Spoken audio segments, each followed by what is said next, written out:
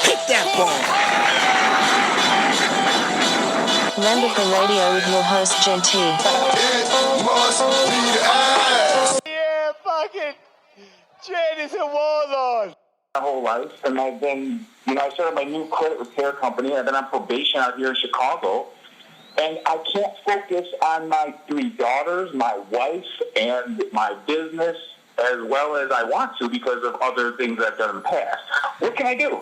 He cannot focus because he's dwelling on what's hanging over his head in his past, and my opinion is he's so over worried of something that he has no control over because it's chapter 1, 2, and 3, and the reason chapter 4, 5, and 6 can't be successful is he keeps reading chapter 1, 2, and 3 instead of writing chapter 4, 5, and 6.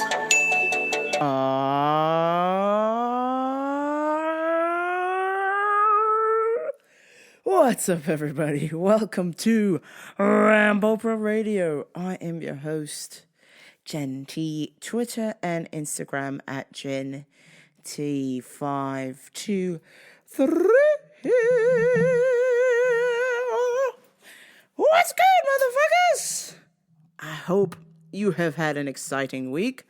I have as well, and I can't wait to dive in with you. Interesting clip from Gary V. Remember, take a shot if I talk about Gary V. Oh, damn it, guys. I know I can hear you in the car going, enough with Gary V already. But I'm telling you, Gary's got some good things to say. So listen up now. The Gary V clip I played kind of struck with me this week. And it's one of the things that I struggle with a lot of things in my life having to do with some issues that I've had in my past. Like, for example, the martial arts school that I used to go to when I was younger, it was difficult for me to sometimes participate because I didn't want to make a mistake, because if I made a mistake, you were singled out in class. Sometimes you were put on work duty. Sometimes you were just meant to do drills the whole time. So I didn't want, a lot of times I was just doing the bare minimum. So flash forward to 20 years later, where I'm at a very good school and everybody is totally cool. It's chill. It's completely trustworthy, legit spot. And for some reason, I struggle with the intensity, not necessarily of the class itself, but ramping up the intensity from within myself, from Rambopra, which I know you listening to the show, maybe you are a listener of the past, you know that Rambopra has no problem getting the intensity, but except in class. For some reason, when I'm in class and I'm trying so hard to learn, and I'm trying not to make mistakes and various other things, that I let the mistakes of the past catch up to me, if you will, during class. And it makes it hard for me to commit to certain shots and to takedowns and kicks. And it makes it difficult for me to commit to things. My instructor has told me so many times that I need to commit so many times that for every time he has said commit, and he was given a dime for every time he has told me to commit, he'd be the world's richest man right now. I'm telling you, he has said commit to me over and over and over again. And I hear it, and part of my past creeps up and is like, oh, this is what happens if you go too hard, somebody's going to get hurt. Or, oh, this is what happens if you make a mistake, you're going to be on work duty. Or this is what happens, you're going to get kicked out if you disrespect the school. So I'm just like, oh, God. So a lot of times I end up getting hurt because I'm not committing to shots that I should be taking. And it then becomes an opening to whoever I'm sparring with. So it's tough, but I'm trying desperately to get over this commitment, this fear of commitment thing. And hearing that clip this week, I was like, man, God damn it. I'm too busy living in the chapters of the past and I'm not writing the chapters of the present. Another example of that would be my DJ business. I keep kicking myself for not sticking with it. An idea I had that I was 12, I should have stuck with it. But I was trying to do the right thing. Like I told you guys last week, I was trying to do the right thing and listening to my parents and doing what they wanted me to do. But now that I'm unhappy with my current direction my career is heading at the moment, and I've decided to go back into DJing, I've never felt better. I feel like $1,000,000. I'm having fun. I'm having a great time. And people are messaging me saying they love my mixes. So I should have just stuck with it, right? But I keep telling myself I should have stuck with it to the point where I wasn't even going to do it at all. Remember, folks, the last time I DJ'd up until this year was New Year's Eve 2009. And then before that, I hadn't DJ'd since the summer of 99. So I kept telling myself like, oh, you shouldn't have quit. You shouldn't have quit DJing. You'd be in Spain somewhere DJing right now. You'd be in Ibiza right now. You'd be in Barcelona. You'd be in Italy. You'd be in these places if you would have kept DJing when you were 12. You would have already made a name for yourself. You fucked up. And me telling myself that led me to spend the last 20 years being like, oh, well, I can't go back to that. I can't go back to that. I can't go back to that. I can't do that because I fucked up in the beginning. Flash forward to me now, 20 years later, I'm like, no, I can do this and I'm going to do it and I'm going to fucking try my ass off to get this thing done, to get this shit back off the ground. And if I knew how to DJ when I was 12, I can figure it out again right now at 35. So that's what I'm going back into. I'm DJing and I'm loving it, and I want to turn that into a business. And for anybody who has a problem with that, probably shouldn't listen to this show or follow me on social media or be my friend. You can quietly judge me, but the moment you start to publicly shame me, we have a problem, and I'll get into that public shame in a minute. But back to my point, is if you've got something that you're worried about or something that's already happened in the past and it's affecting your actions today, you got to stop doing that. You have to stop reading the book of your past and move on into the future. Like Gary Vee is saying, take a shot. We have to stop living in our past and start living in the present so we can write our future, so we can create our future. This is the most successful way to getting this done. Because if we live in the past, if we stay in the past and we keep reading the books of our past, we will not progress into the future. But I can say what the past is. If you erase it though, how will you know what your history is? You need the past to tell you that's where you don't want to be. So that's why you can't live in your past, because you don't want to be there. You want to be right here in the future, the now, the present, right here with me, Rambo for Radio, RamboForRadio.com. You want to be here and now and present for the things that are happening, because you want to be able to catch that wave and ride it and take it to wherever you need to go. And you can't ride that wave if you're back in the past. The waves break and they turn into smaller waves and then they trickle away and then they come back and they go back into bigger waves again. But if you're in the front part of the break when it's already broken, well, the wave's gone, man. You missed it. You gotta stay present and stay focused. And if you're in the past, you're gonna miss the wave. You're gonna miss the wave of awesomeness. And I want you to ride the fucking wave with me, Rambo. Come on. Can you feel it? Can you feel it? I can feel it in my bones.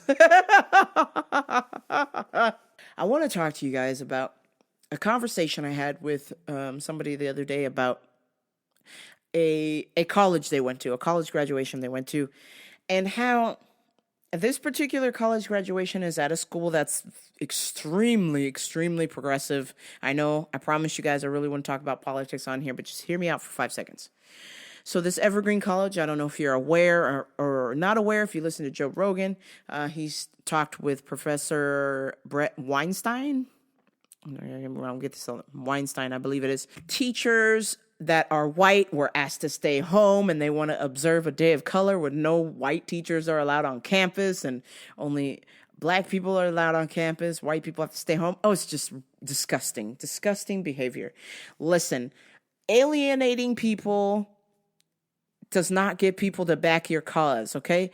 That takes away from your cause. If you're excluding other people, that takes away from your cause. So this conversation I had, this person was talking about how at this graduation, at this progressive school, how this young black lady stood up and said that I am a gay black woman and the teachers at this administration are not going to hold black people down and we will rise again.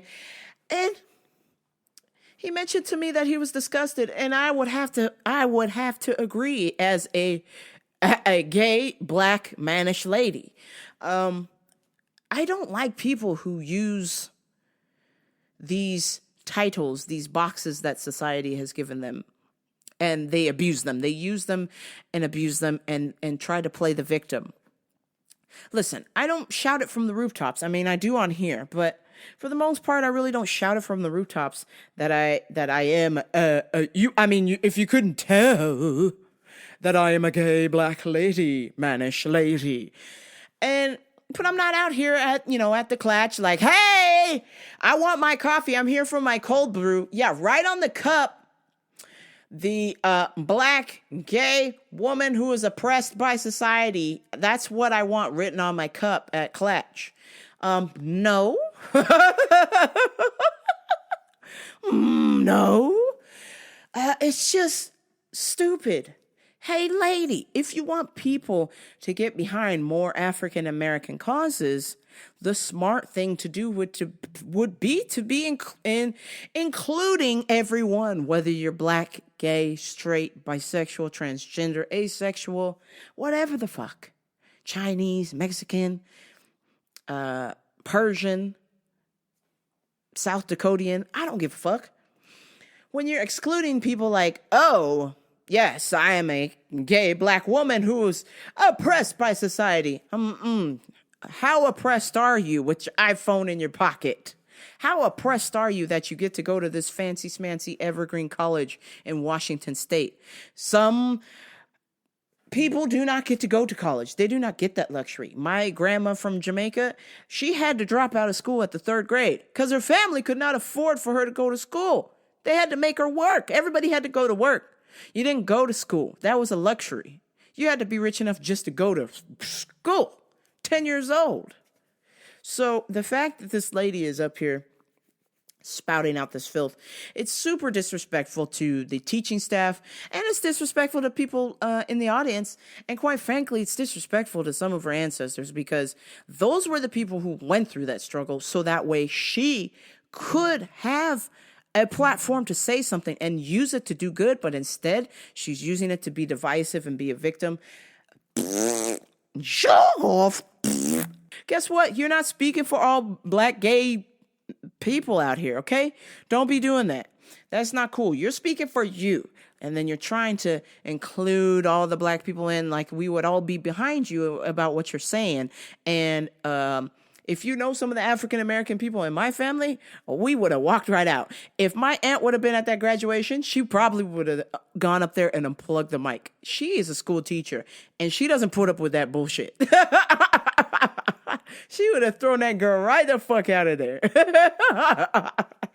It's just foolish. Here you are, you have a platform to show that you are an educated African-American gay woman, but instead you're using it to tear faculty down and tell them that they're trying to hold you down when that's not the case. Those faculty members are there to challenge you. You don't just show up in college and get this degree for free, bitch. You earn it.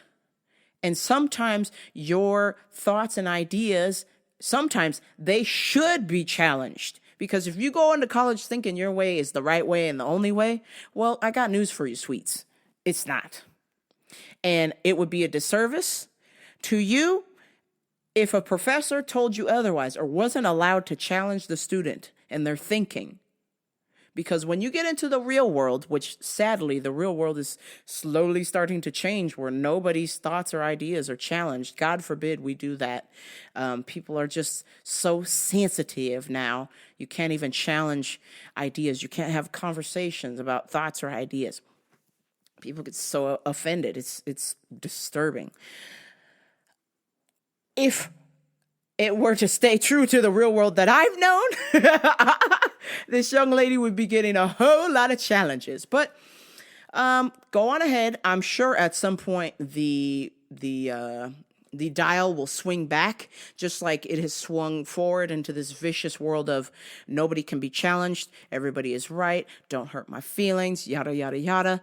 And hopefully in my lifetime, I hope that it will swing back and the pussification of America will go away and we could go back to constructively criticizing our thoughts and ideas with the intent of learning and of not the intent to tear people down.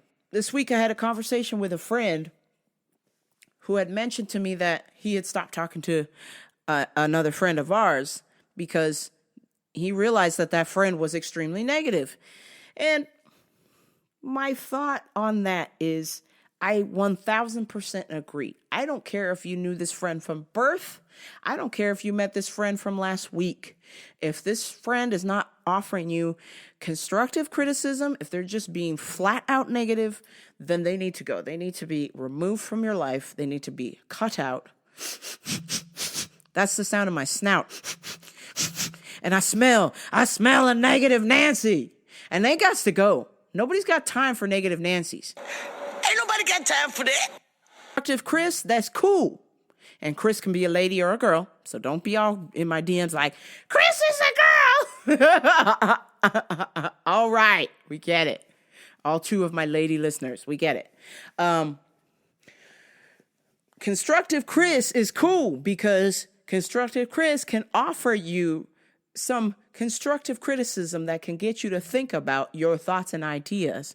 And if there is some truth to them, or is it just, are there facts, or is this your opinion? Is this constructive to your life and how you can progress forward into your journey into a state of content or happiness?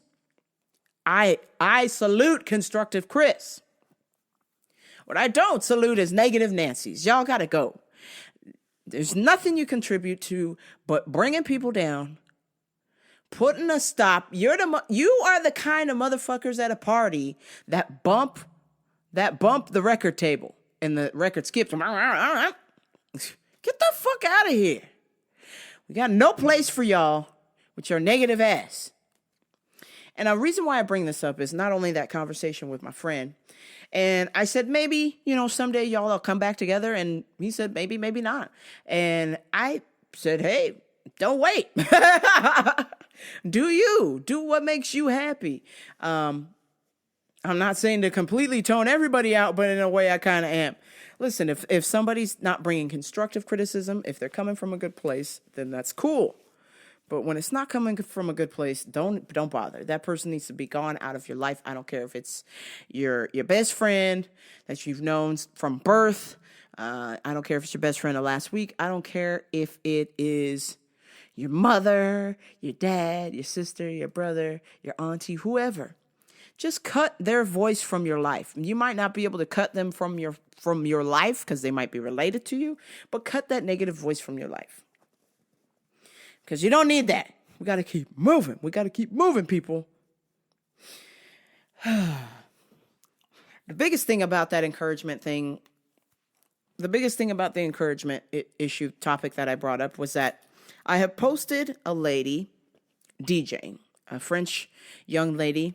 Her name is DJ at DJ Lady Style. Go check out her YouTube page. She's awesome.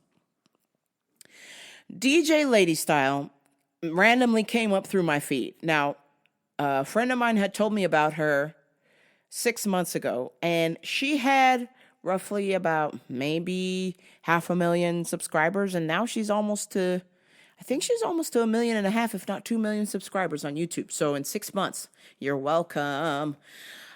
But I posted that on my Instagram page, and the reason why I posted that on my Instagram page was I was shocked that she was starting to come through my news feed. And I was like, I tagged my other friend and I said, hey man, remember when you brought her up and nobody knew who the fuck she was? She's blowing up. She's getting popular on Instagram. So a couple of other friends commented and said, She's just using the sync button. Nothing important to see here. Another person said, "Oh, is that what the kids like these days? I want to see some DJ Premier." These two people that commented on my page were some people's opinion that I considered very precious and valuable. My elder statesmen, my knights of the round table. And these friends saying that, I was like, y'all are terrible. First of all, if you knew her story, you would show some fucking respect. This chick started out from nothing. She didn't know how to do no DJing, and she taught herself how to do that. And then the fact that she DJs very good. She deserves a hand praise. And particularly, and of course, they did not say anything back, but I know they saw my comment back to them. I said, hey, you guys missed the point. The point is what she was mixing. She was mixing something really cool. It's music that people like, and she was doing a good job. It's good, but it's not DJ Premier. And I said, I never said that she was the world's best DJ. I said that she's blowing up to my friend. I did not tag you two friends. I tagged my other friend who discovered her. And I thought that he deserved a shout out for discovering this chick because she's dope. These two interjected with the negativity. And again, I never said that, oh, she's the best DJ. I said, hey, we all know that there's A-list DJs that are better than this. And just because she's not an A-lister or whatever, doesn't make her a bad DJ because she uses the sync button, you're saying? Oh, she uses the sync button. This is da-da-da-da. I was like, ugh. The whole point of that post was the mix she was doing was cool. I wasn't critiquing her technique. I didn't say, hey, everybody, critique her technique.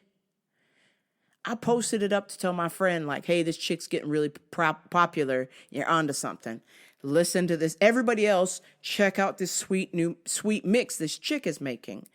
And instead, these other two friends were like, oh, it's not DJ Premier. Oh, it's not Champmaster J. Oh, it's not Mixmaster Mike. Oh, it's not DJ Clue Madani. Come on. That would be the equivalent of me and my friend going out to the baseball field and him hitting a home run and then me going, oh, that's not Mike Trout. Mike Trout could do it better. Oh. It made me sick to my stomach. Literally the whole day I was pissed with the T and the H. Pissed. I was like, man, you guys missed the mark, and I expected better from you guys. You missed the fucking mark. And I'm gonna play the mix for you. And you listening, you can hit the DMs if you want, and let me know what you think about this mix. Whether she uses the sync button or not. The point is, did you move your feet? Did you dance to the beat? Did you bob your head? You probably did, because it's fucking good, whether she pressed the sync button or not. And for those of you who don't DJ, so there's this weird DJ nastiness, DJ on DJ crime, before I get to this clip here. There's this weird, nasty DJ on DJ crime where if you don't scratch and you use the sync button, you're no DJ.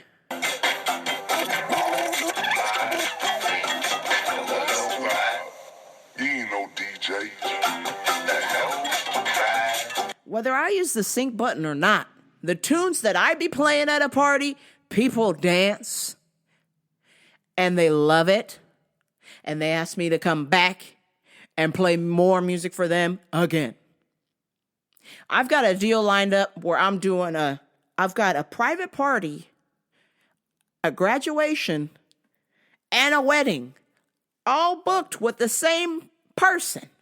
Because this person liked the music that I played at a party that she went to and asked me to do all three of those for her. Boom, boom, boom. Heard the music that I played and wanted me to be in charge of the music. I don't scratch. And sometimes I use the motherfucking sync button. But the point is, I play good music. I know what sounds good, and I know what people like to dance to. That's why I am hired. That's why my hater friends have the daily job that they have and don't DJ. Oh, but they like to be critical of other DJs, but they themselves don't DJ. Okay. I'm going to play this mix for you because I think it's good, and I hope you enjoy it as well. And if you don't at me. Yo, negative Nancy ass.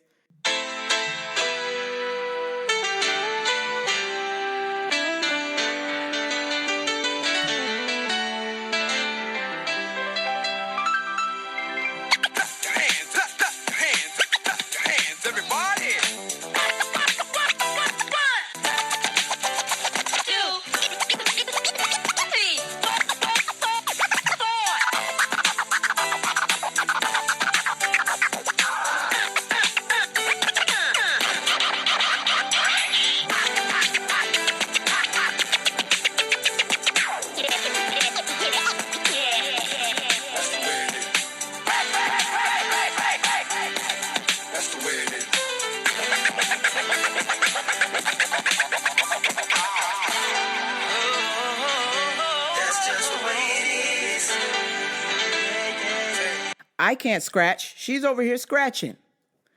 I can't scratch. I would love to scratch. That shit is fucking hard. Sync button or not.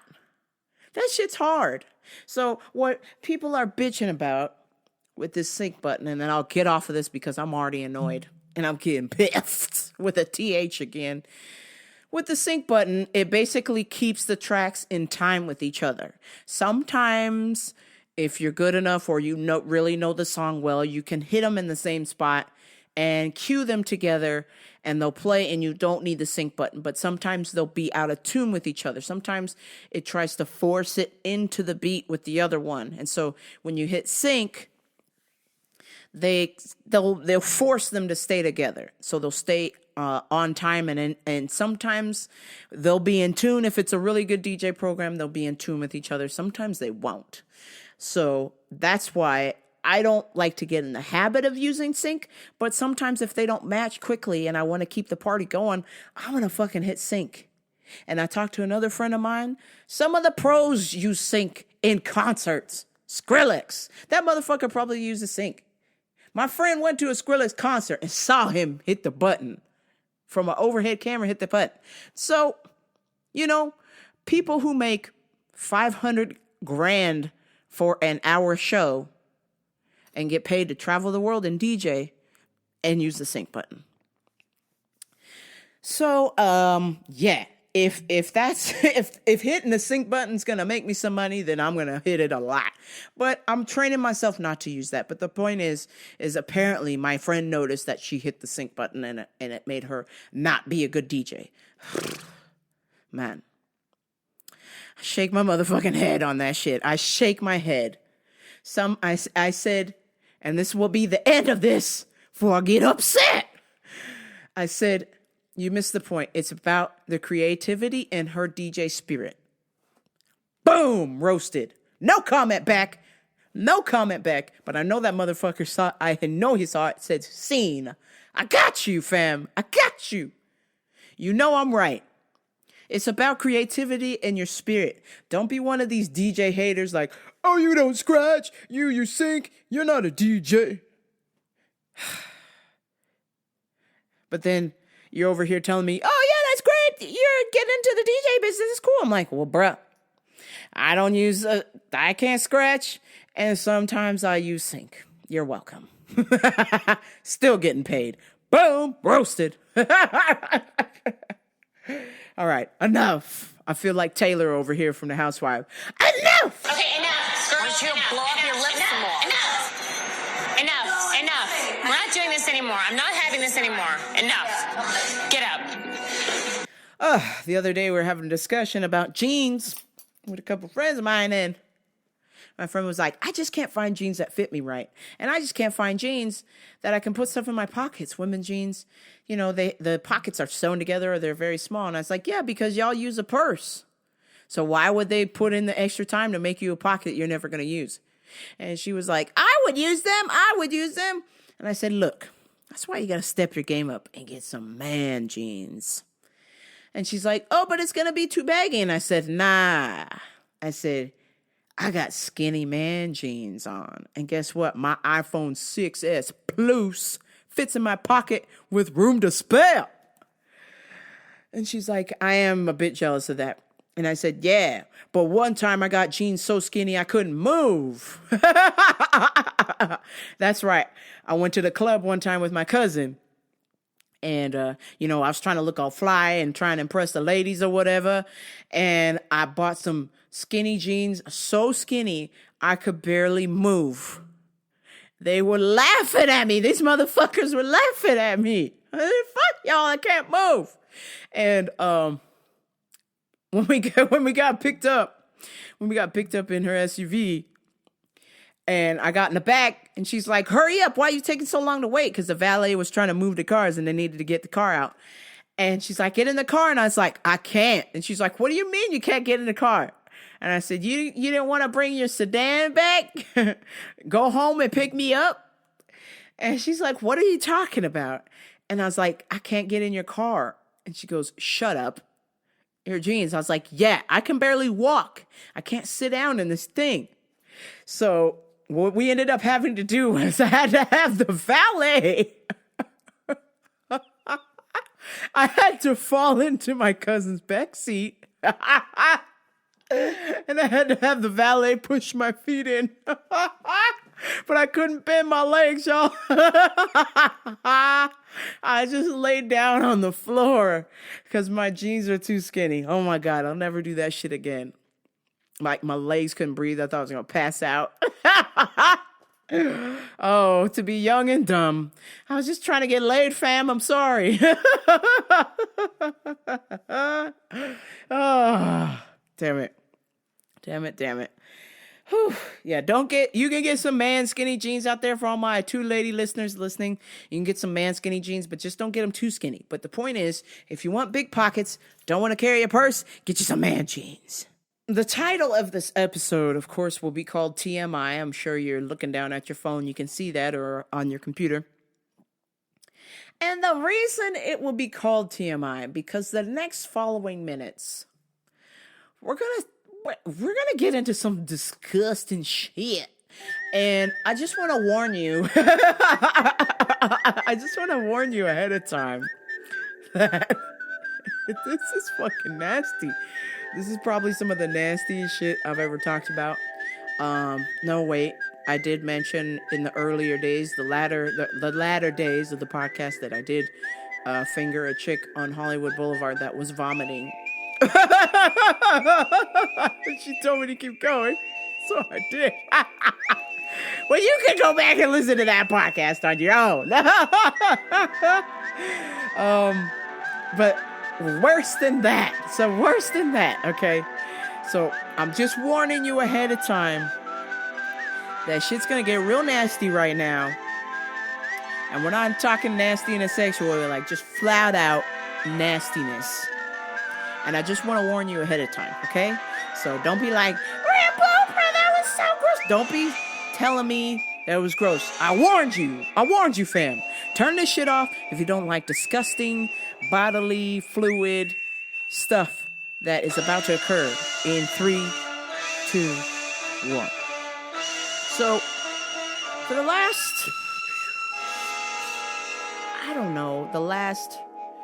2-3 weeks, I've just been feeling kind of lightheaded and like dizzy, and my vajayjay, my chram, was hurting. Well, I guess chram is for men, so I'll just say vajayjay was hurting.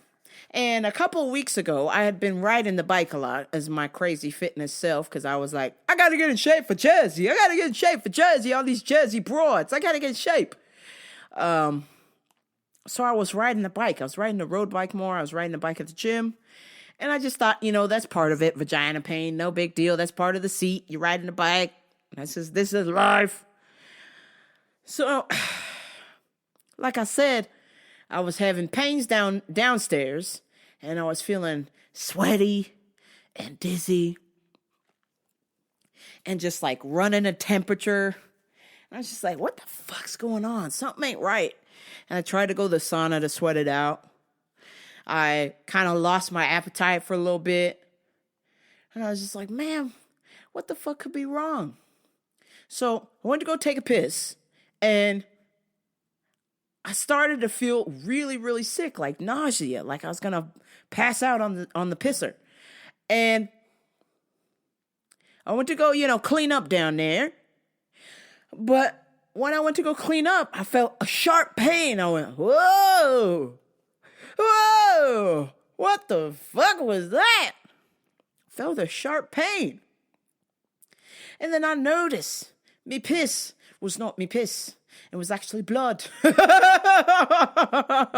I just thought maybe I took like a good kick from somebody or a good punch, practicing with somebody or jiu-jitsu, something went wrong, whatever. Or maybe because I went off my diet in Jersey, I don't know. But I was like, man, oh, it's pissing blood. This is weird. So upon further inspection, it turns out that somehow a 6-inch piece of toilet paper somehow managed to get trapped in me trap door and get infected. And so I was like, what's that down there? Oh no, I gotta look at this thing. So I get a fucking mirror and I get some tweezers because I see something. And I was like, all right, we're going for the gusto. And I pulled out an infected piece of toilet paper, fam. Oh my God. I must have had the toxic shock. I could have died, guys. I could have fucking died. My vag almost killed me. Holy shit. And when I was pulling out this 6-inch piece of toilet paper out of my meatus, I was like, oh God, this fucking hurts. I should probably go to the doctor. And I was just like, there's no time. I gotta get this shit out of my meatus immediately. And so in me piss hole, I had 6 inches of toilet paper, not like a long roll, but just like about an inch wide, but 6 inches long. I don't know what the fuck happened. Just like a piece broke off and then just got trapped in me trap door. So as I'm pulling this piece out, it felt like sandpaper coming out of my meatus. So if you has got a penis, if you have a chram, if you've got a set of jables,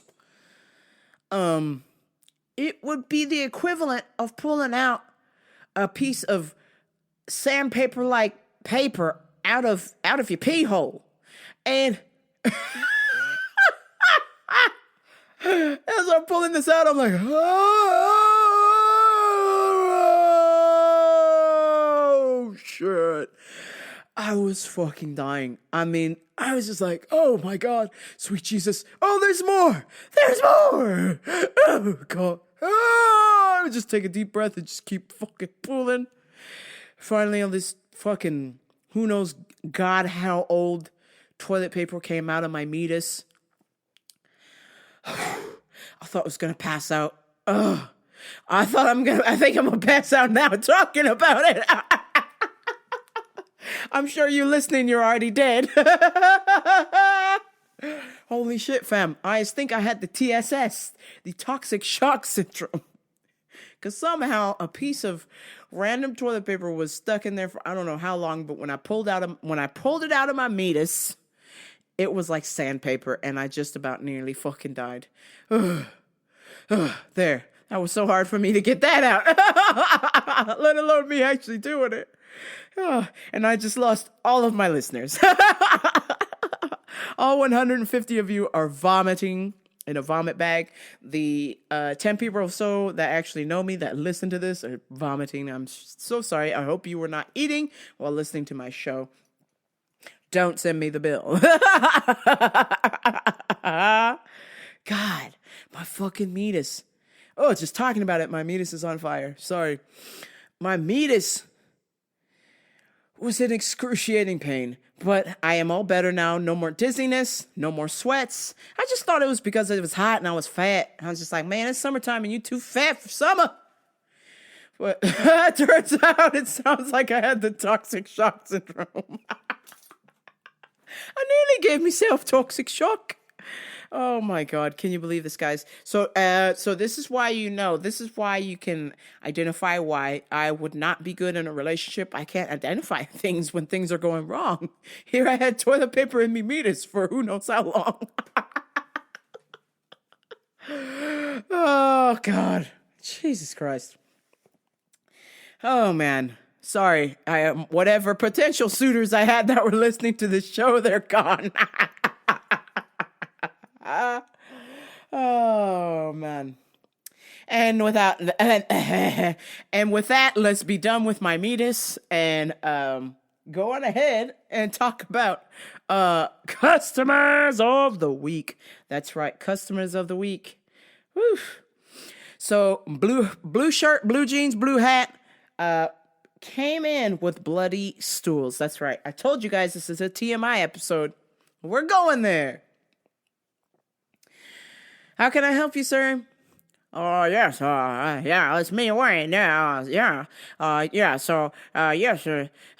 you've been working here a long time, so, I got a question to ask you, I started this new diet where, I'm trying to lose a little bit of weight, and, so I started taking molasses, and, I'm not feeling so good, I feel, I'm having a lot of bloody poops, do you know anything about this? Excuse me, sir? Yeah, so I've started this diet. And I only eat molasses because I want to focus, on my iron levels. I want to focus on my iron levels, I'm like, no, I don't motherfucking know. What are you doing? Besides trying to get your body to go into organ failure. I just thought I would start this new diet where I only eat molasses, and it helps get my iron levels up, and it worked for a little bit, I was feeling really energetic, but then, I noticed I had bloody stools, what should I do, I was like, well, sir, I believe that you should discontinue. I'm not a doctor, but I believe that you should discontinue eating molasses as your sole source of food. You jackass! What the fuck? This is the kind of stupid I deal with on the regular people. This dumbass trying to lose weight and boost his iron levels and energy levels thought it would be the grandest idea to only eat molasses. Molasses syrup. You understand what's going on here? This guy's turning his insides into syrup. No wonder he's pooping blood. God, what an idiot. I was like, sir, I'm not a doctor, but I think that's just probably a bad idea. Jeez. So I was just wondering what I should do. It sounds like maybe I should, just stop taking this, I'm like, If you know, then what the fuck are you doing at my work? Get out of here. Sheesh. And then finally, for the last of the TMI, the most disgusting thing this week, worse than my meatus, worse than Wayne's bloody stools, worse than blue hat, blue shirt, blue jeans, blue jacket guy and his bloody stools. I had a guy call my work and ask for a specific product. Here we go. How can I help you, sir? Yes, I do believe, that I am a naturopathic doctor, and, I was wondering, I was like, oh shit, it's Riley Martin! Oh, qua tenzin wan, qua umsa lajiwan, be avions. Holy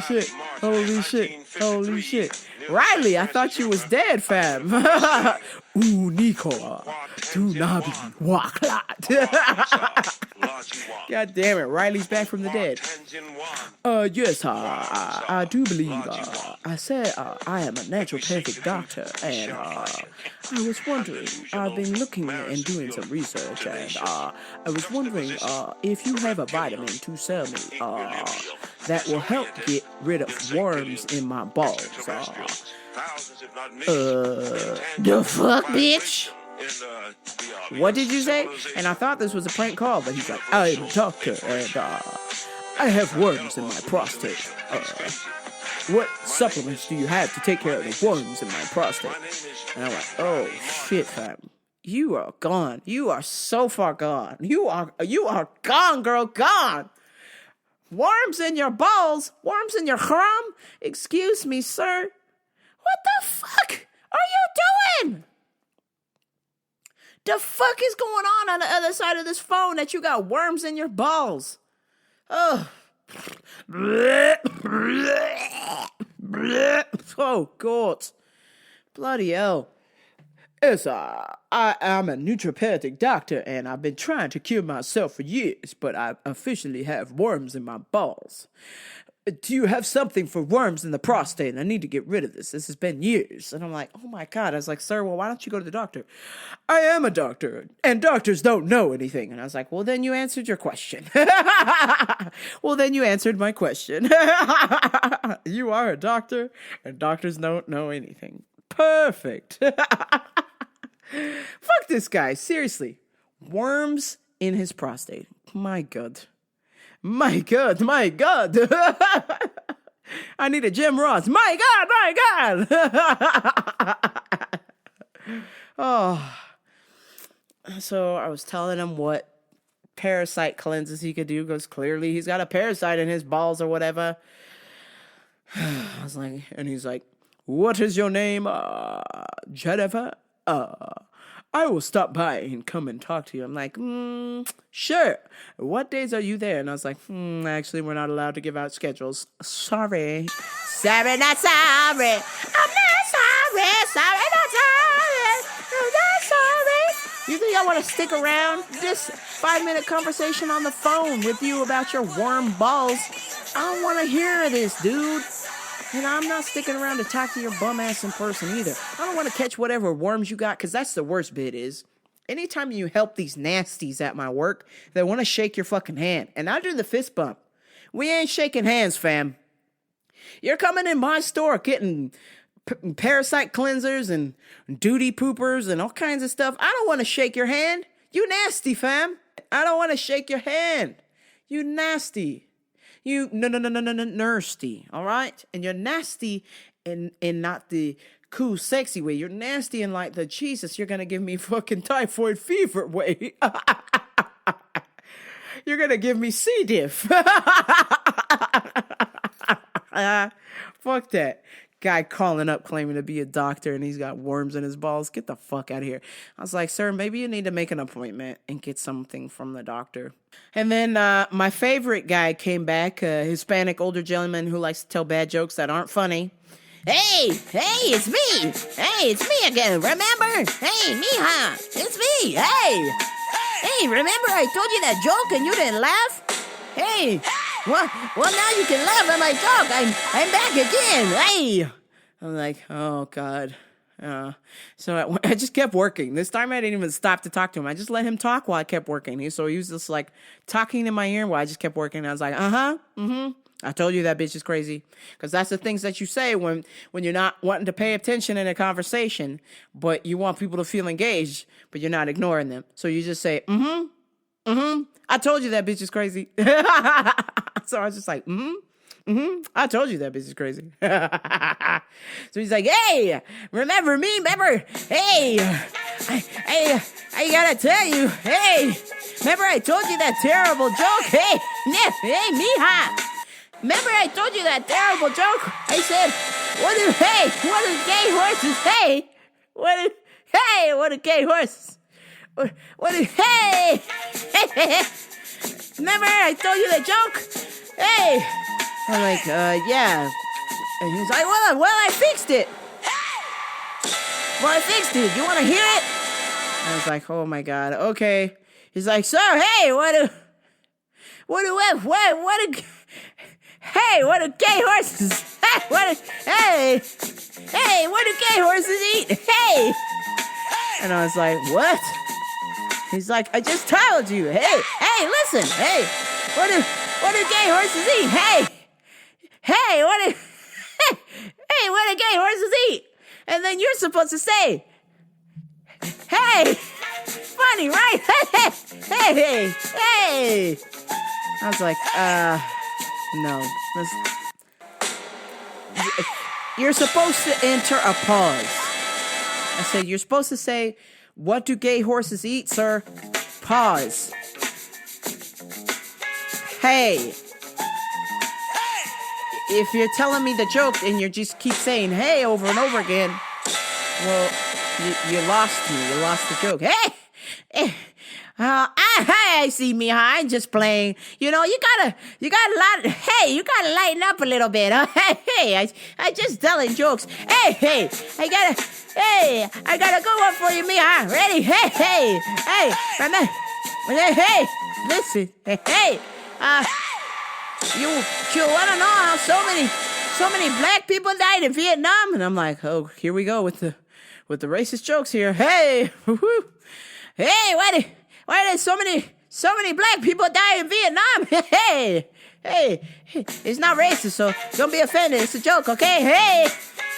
I was like, no, I don't know why people died in Vietnam. Hey, because,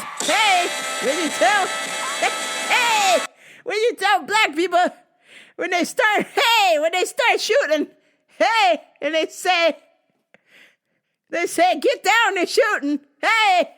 The black people started dancing. Hey! I was like trying to look for a blind spot, and I was hoping this guy's like, where's the blind spot in the camera so I can open hand slap this motherfucker right now? Hey! Me! Me! It's funny, I'm just kidding. I don't mean you.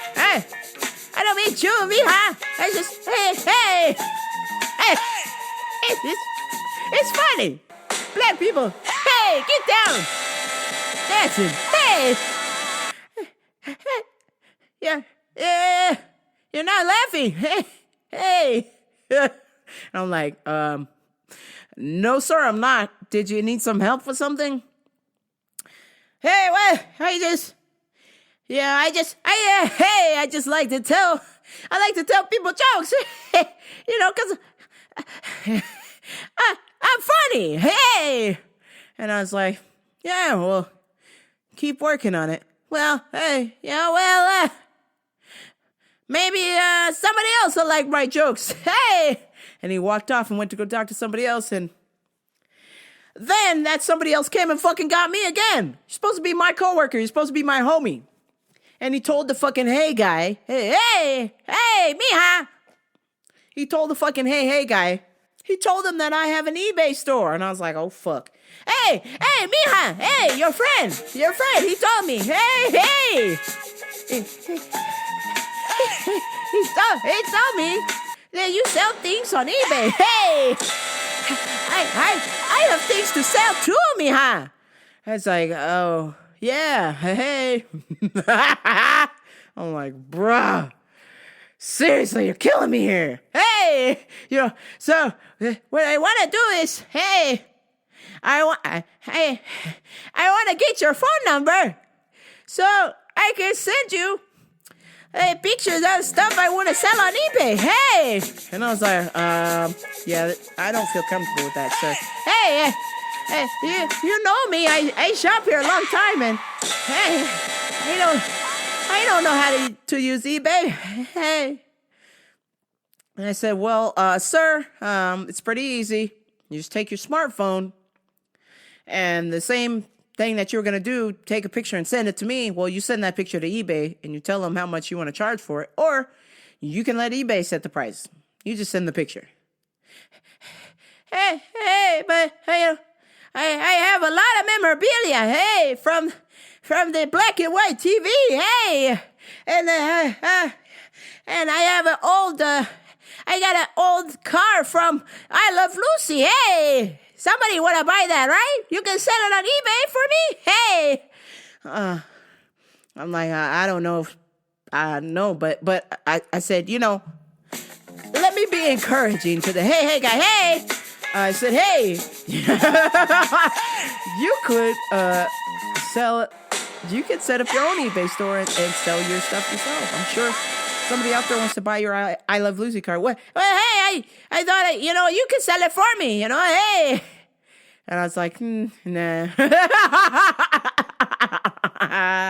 Big on, bitch. I ain't selling you nothing, fam.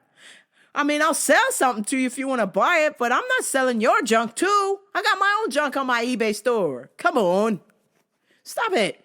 Why are you giving me your I Love Lucy car? I don't want that shit parked at my house. And then you want my number?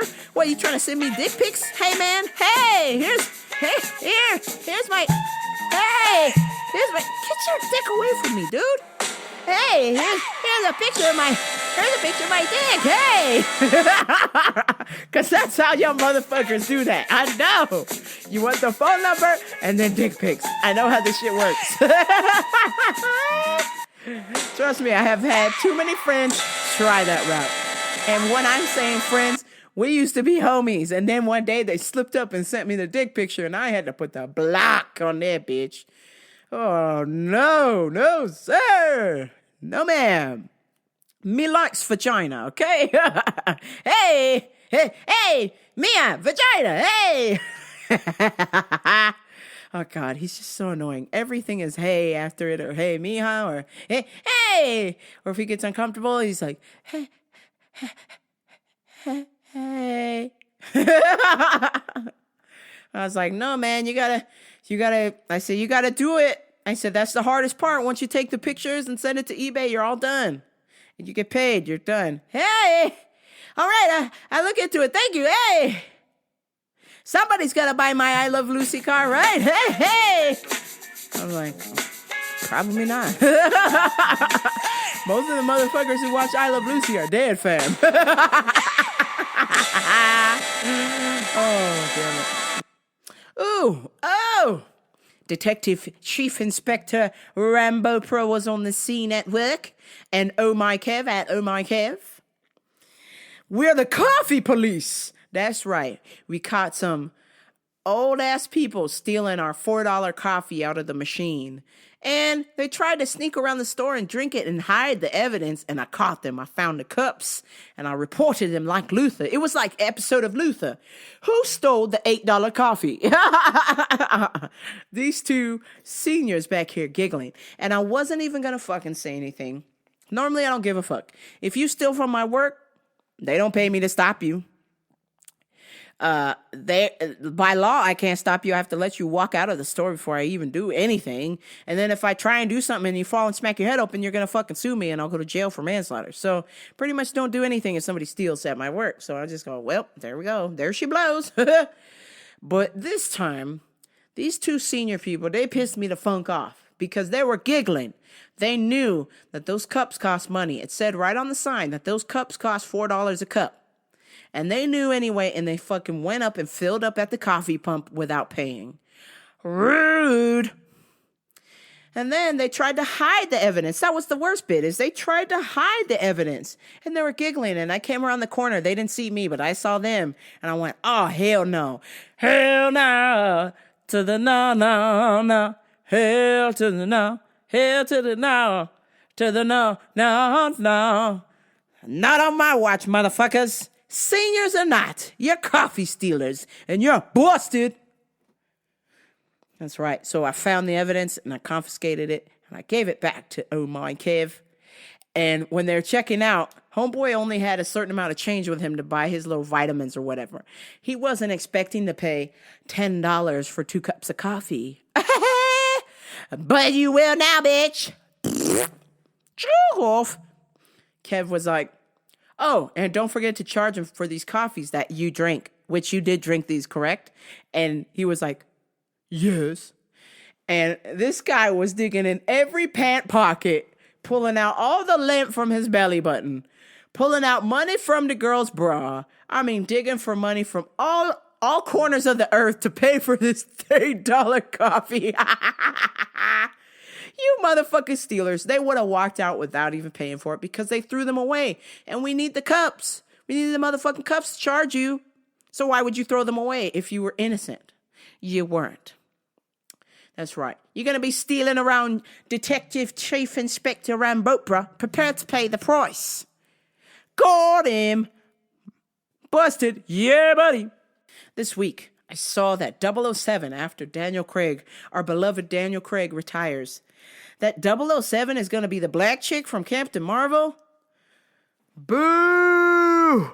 Boo! Listen, have you seen the black chick that they got to play 007? Okay. I shouldn't be able to beat up 007. That's the whole point of 007. That's why I fell in love with this franchise. This is one of my upper echelon movies. The 007 franchise. Don't fuck with me on that. That is my shit. And here you are. You're adding a lady in here to be politically correct. Albert R. Broccoli is rolling in his fucking grave right now. I swear to God. I swear to God. How dare you disrespect the franchise of James Bond? James Bond ain't a lady. I'm a lady, and I'm telling you, James Bond ain't a lady. Listen, my James Bond needs to be in a tuxedo, drinking a vodka martini, shaken not stirred, with a Walter PPK and irresistible to women. So if this James Bond is going to have this lady making out with a bunch of dudes in my action movie, fuck that. I'm out. I can't watch that.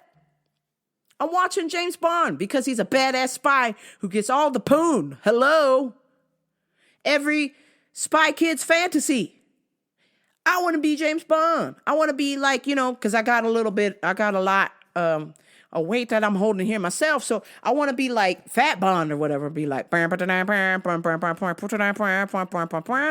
it's Fat Bond, P-H-A-T. Fat Bond, help, somebody got shot. Hold on, I'm ordering animal style fries at In-N-Out. And can I add a 4x4?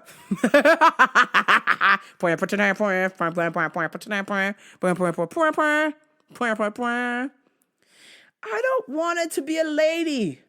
I don't want to be a lady Bond. I don't aspire to be a lady Bond. Look, this movie isn't made, so I can't really speak a whole lot on it. But I can say that when I saw her picture, I'm like, Bond is respected. This lady ain't respected. This is some politically correct bullshit, and I don't like it. Pussification of America, fam. We gotta stop. James Bond is a man. Yeah, you hear me? James Bond is a man. It's not a lady. If you want to be Moneypenny, cool. Moneypenny can kick ass, but she can never kick as much ass as James Bond, all right? Could you imagine if the next motherfucking, what's that movie? If the next, this movie, I need the name. Could you imagine if this girl played the next John Wick? If the frail black pilot from Captain Marvel played John Wick, you'd never go to the fucking movie again. You would give up on the John Wick franchise because it's not believable. This lady cannot kick everybody's ass. Some of these buff guys that they got into James Bond villains, I mean, some of the James Bond villains are, scrawny little guys, but they got big security guards protecting them. It can't be a lady. A lady cannot get past through that. I'm sorry. It's just not feasible. It's not happening. And I know early in the show, we should encourage people. I'm encouraging her to be Moneypenny. My James Bond was supposed to be Idris motherfucking Elba. And I don't know what the fuck happened, but Barbara Broccoli, who is Albert Broccoli's daughter or granddaughter, fix it. Fix it back, motherfucker. I need Idris Elba in a tux on Monday for James Bond. So I went back and forth with a friend of mine about a particular clip that I'm going to play for you in a little bit. But the clip was the knockout of Jorge Masvidal, a.k.a. Street Jesus, versus Ben Askren. And it is a vicious 3-second KO, the fastest knockout in UFC history. And it's a vicious knockout, and particularly how Street Jesus celebrated Jorge Masvidal was he went and tapped on the mat like it was wrestling, and then pretended to play dead like Ben Askren. And it was well-deserved because Ben Askren has been talking shit for years to Jorge Masvidal. Ben Askren hadn't lost a fight. He was 19-0. It was time for him to be served. The gods wouldn't allow him to leave that arena without an L. And so afterwards, the reporters were like, don't you think it was a little harsh that you hit him after he was knocked out? And Jorge Masvidal said, no, my job is to keep punching my opponent until the ref pulls me off of him. And if you don't like that, go play soccer. And I found that hilarious. I love soccer, but I also respect the savageness of this knockout and the emotion behind it. What is it like to have somebody trash talk you day and night, social media, publicly, in a public forum, say terrible things about you for years, and you can't put your hands on them because you're a contracted UFC fighter? You can't do anything until this person signs the dotted line. And once that person signs the dotted line, it's on like Donkey Kong. But my friend was like, this is terrible. You know, that's not warrior spirit. That's not being humble. And I was like, it actually is warrior spirit. It's fucking primal. And the fact that this guy talks shit so long that he had to be knocked out in that much of a fashion, that vicious of a KO, just so he will learn his lesson to never talk shit again, or at least be careful who he talks shit to, because they might knock his ass out. And I said, no, I don't think it's unsportsmanlike at all. I think it's well-deserved. And Jorge's being honest. He said, if you don't like it, then you shouldn't be watching UFC or be in the UFC, and you should go play soccer. And I said, I would do the same. And then my friend was like, oh, I expected more from you. And I was just like, homie, first and foremost, when you're in a fight in the ring, you understand that it's not just a street fight where it'll be over in a minute and somebody's trying to kill you in a minute. When you're in the ring, somebody's trying to kill you for three 3-minute rounds, 3 5-minute rounds, 5 5-minute rounds. And so you better believe that there's some sort of emotion in there where it's kill or be killed. And that warrior spirit shows up, and you got to knock the other guy out because you're going to get knocked out, or you're going to get submitted. You're going to lose. You're not going to get paid. You're not going to be able to feed your family. So you can understand how emotional Jorge Masvidal was leading up to this fight, and how he did what he did, and the savageness of it before and after. When you're in that situation, I'm telling you, I'm going to be real honest with you. It's kill mode. You're basically trying to kill the other person until the ref tells you to stop. It's kill mode. Now, there have been times where I've been in fights and I've pulled my punches because I could tell by looking at my opponent that they were done, and the ref was not doing his job by getting in there and stopping it on time. So I've pulled my punches to where they didn't hurt so bad. But in other instances, it was gas on the motherfucking pedal until the referee said stop, until the bell rung. That I was willing to get the job done by any means necessary. So I understand that killer mode and how Jorge Masvidal was feeling. And I'm sure maybe Ben Askren felt that same way too. I don't know, but there's something it's something different where you come from the background that Jorge Masvidal is coming from. He's had backyard fights. Your dear host, Rambo Oprah, used to fight on the street and fight at school. Sometimes every day. I would get picked on and I had to defend myself. So when you get the day of reckoning, when there's an opportunity to move forward and come with a vengeance, swift justice, sometimes you're going to. And it might look like you've crossed the line, but that's to you. Somebody who's never been in that situation. Somebody who's never had to go into kill mode. Somebody who's never been in the squared circle and heard that bell go bing and have the realization that in that moment, if you do not put the other person down, they're going to put you down. It changes you immediately. You instantly become almost an animal. I'm telling you. And if you don't, you get killed out there. You get murked. That's it. Before, I'm telling you guys, until I hear that bell ring, I could say, and maybe you can ask other people who know me, who listen to the show, or maybe your friends, whatever. I could say that I could potentially be the nicest person you'll meet, but when that bell fucking rings, get out of my fucking way. If you're my opponent, I am going to go through you. I am going to go through you. That is my intent. My intent is to go through you until there is no you.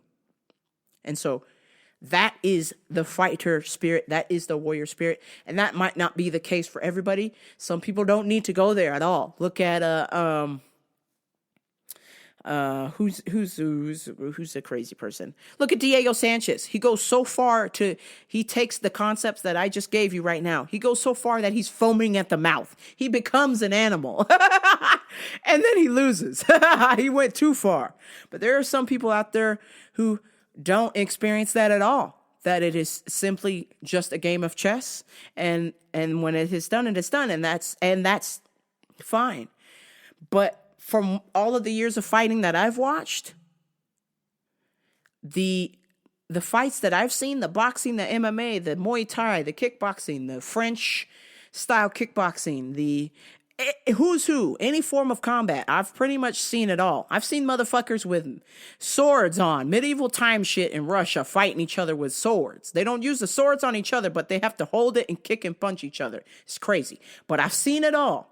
And I'm telling you, most people, when they have a fight, it's a switch that they hit and they turn on, and it's kill mode. And so I believe that my friend having this conversation with me about what Street Jesus said and how it's inappropriate, I truly believe my friend does not understand what kill mode is. And maybe he shouldn't. As a man with a chram, I would think that you have enough testicular fortitude to understand what kill mode is. And I'm sure maybe there's been a time where he's been there. But when you're in a ring, when you're in a squared circle with somebody else, and you feel that coming towards you, you better turn that on, or you're gonna get killed. That's it. You're gonna get knocked out. You're gonna lose that fight. If you don't come in there, guns blazing, it's over. So, but let me play this Street Jesus clip because I think it's hilarious. These guys just flapping gums at each other any chance they get. The fight clock is brought to you by Molasses.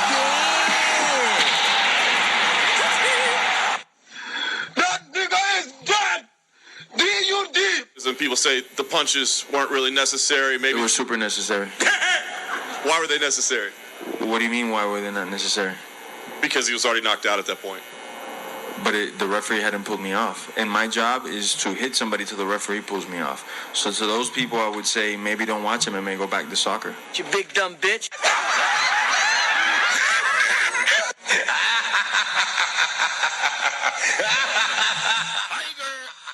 Ooh. Oh. I don't know. Is that clip offensive? I'm sorry. If you're offended, then maybe fighting's not for you. And maybe you should just stick to doing whatever it is you're doing and let the rest of us in the fight game figure it the fuck out. Or go back to soccer like Jorge said. I'm just telling you, when you've been fighting in the streets, when you're doing backyard brawls with Kimbo Slice 20 plus years ago, to get into where you might be a potential UFC champion, you definitely know what kill mode is.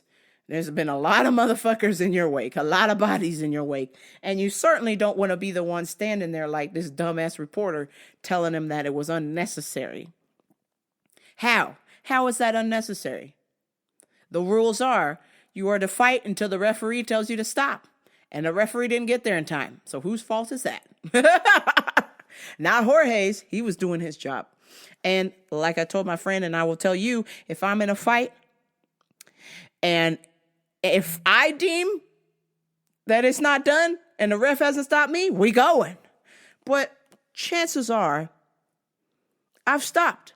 Like I said, I've pulled back. I've pulled on my punches to where I just barely hit them because I knew they were already toast and was just waiting for the ref. So if you know kill mode, you know it. If you can see it and you know who deserves it, good for you. If you don't, then maybe you should mind your own business.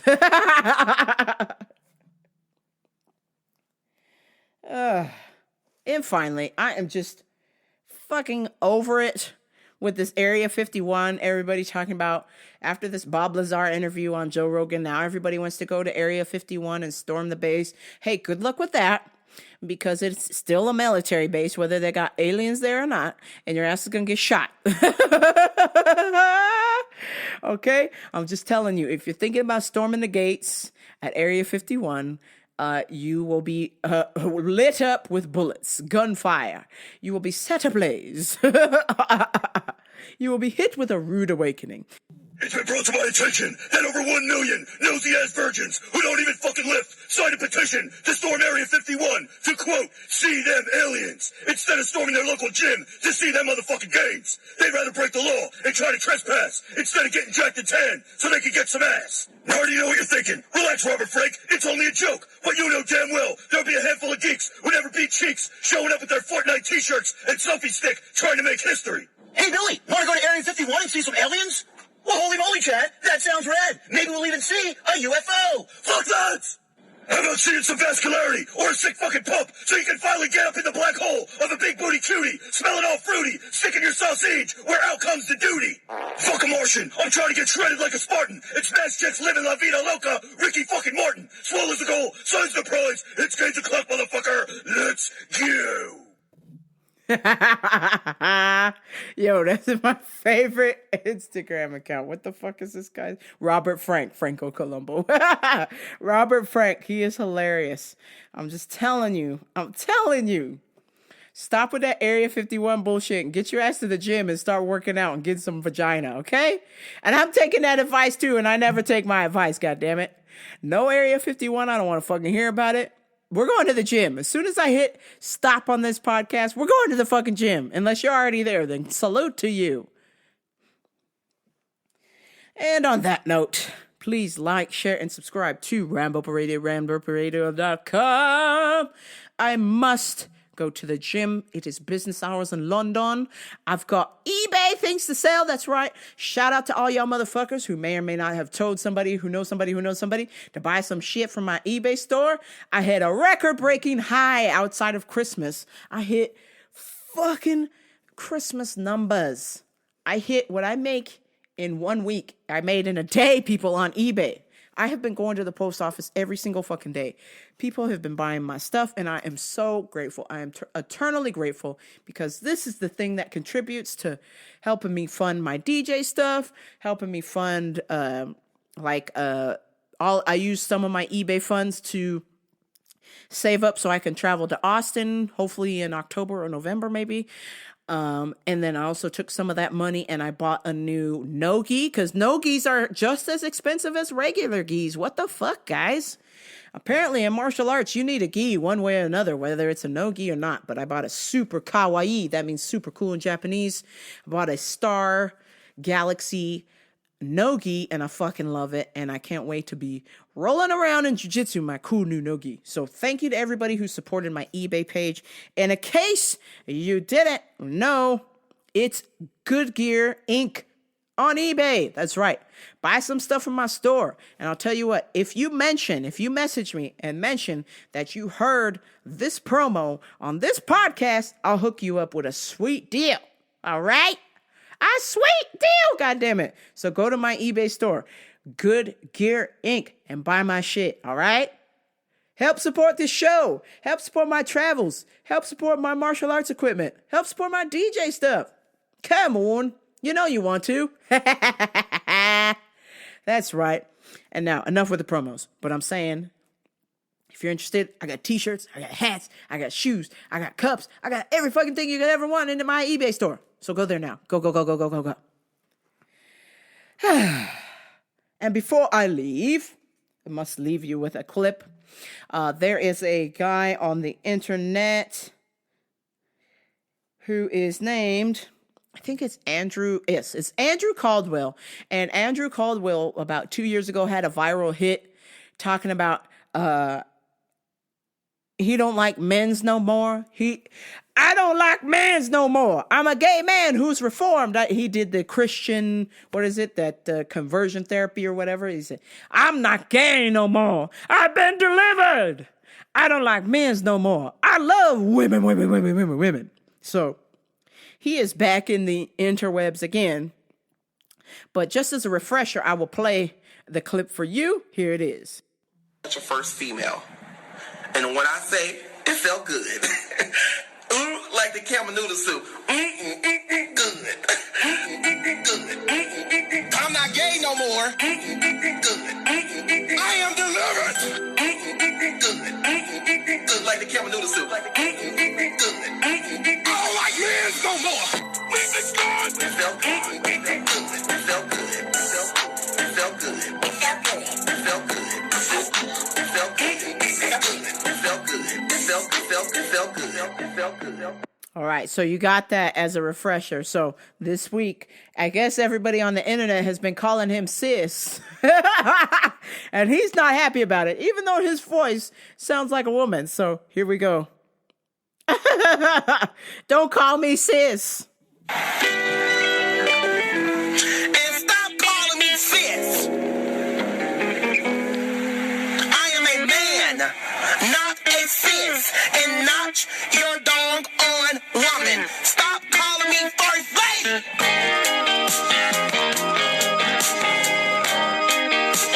And stop calling me sis. I am a man, not a sis. And stop calling me sis. And stop calling me sis. The next day, And I always wanted to be a woman. 12 seconds later, I'm not gay no more. 6.5 hours later, You don't know if I slept with your man or not, Wendy Williams. 5 minutes later, I dated pastors, sat next to their wives. I always want to be a first lady. Stop calling me first lady. 1 winner later, I'm garnishing your checks. 2 hours later. I'm just praying and asking God that Beyonce does not steal my music.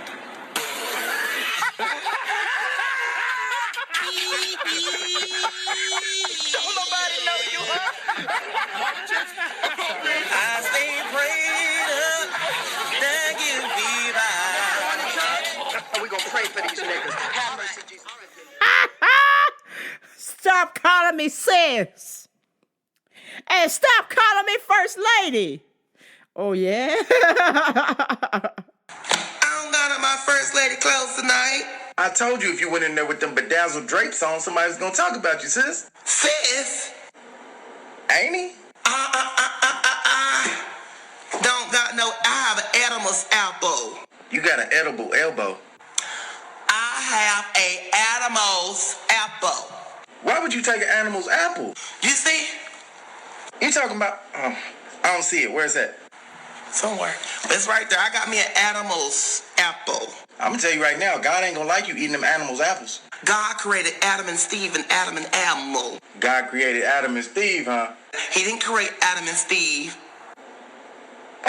Caught your ass. God had to create Steve too, because you ended up sleeping with the preacher somehow. He did. He did something. See, now you gotta get it together, sis. Stop calling me sis. Stop walking around the house in them high heels and we got a deal. Mm-hmm. God damn it. Jackson's so good. So good. And stop calling me sis. I am a man, not a sis, and not your doggone woman. Stop calling me first lady. This is Rambo Radio. I'm out.